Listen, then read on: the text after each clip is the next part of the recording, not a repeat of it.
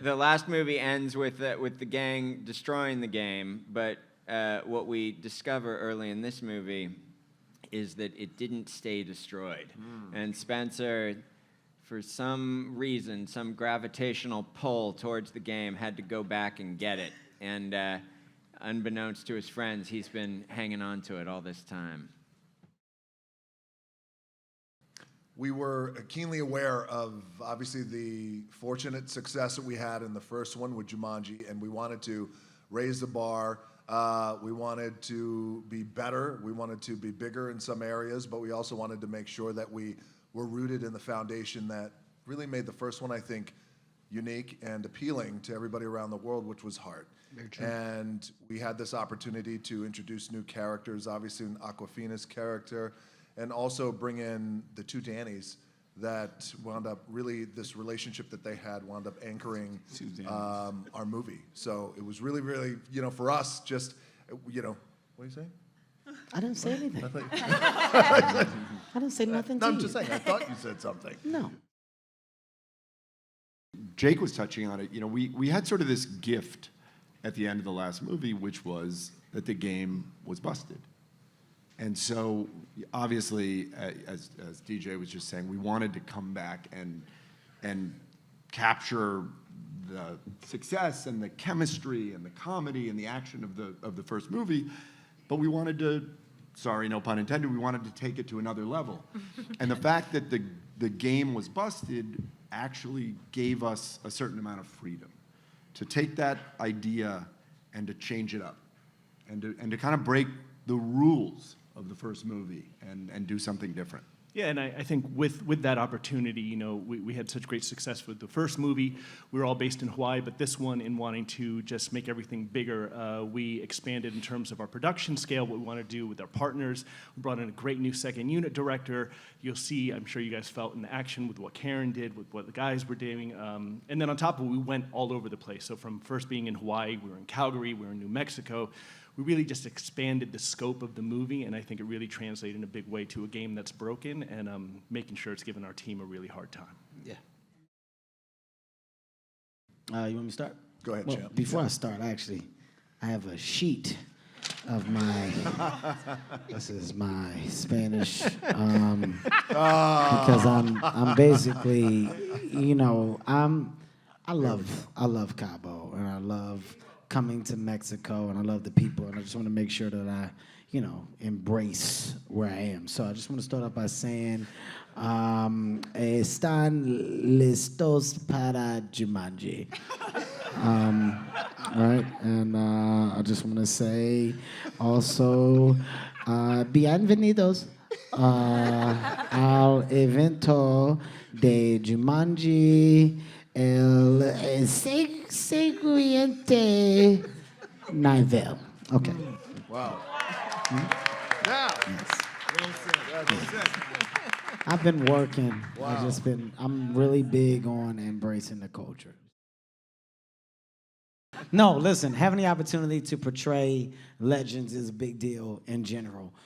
This is something that you don't expect to have the opportunity to do, and when you have a project that's as massive as the one that we have, and creative people that are involved, and a director/writer that literally has ideas that are just outside the norm, things like this happen. So when the idea of me being Danny Glover came up, I was like, what the hell? Are you serious? And he said, yeah, I think it'll be great. And I said, not only will it be great, but I'm gonna do what I can to make this man happy about my portrayal of him. So it was a challenge within the idea that I was happy to step up to, and thank God it came out right.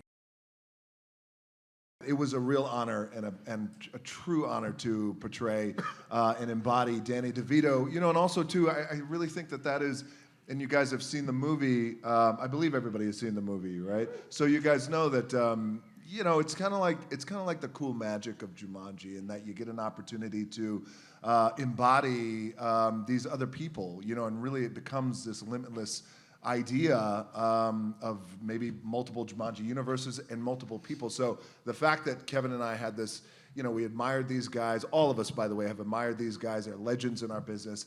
And also, too, you know, Dany, both Danys have a very distinct way about them, a very distinct acting style, a very distinct cadence and tone, and rhythm in how they speak. So it was a lot of fun for Kevin and I both. And I think the relationship between Kevin and I, outside of our real friendship, that kind of, that you feel in the movie, was only made possible by the tone that our two Danys set in the beginning of the movie. Very true.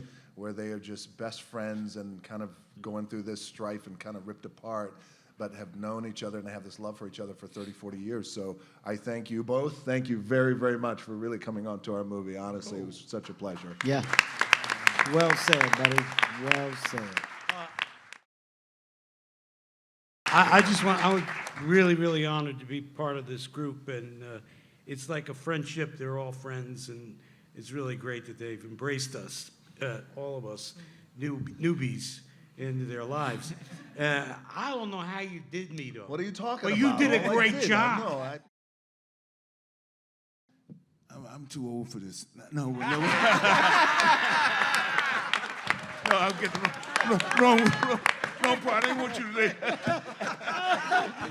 But it was funny. I mean, for me, sort of working with Dany number one, Dany number one, you know, and so it was a great, and to watch how they both incorporate DJ and also Kevin incorporate those kind of mannerisms that seem, you don't know when you're doing something that it becomes something other than what you're doing until somebody starts repeating you. You know,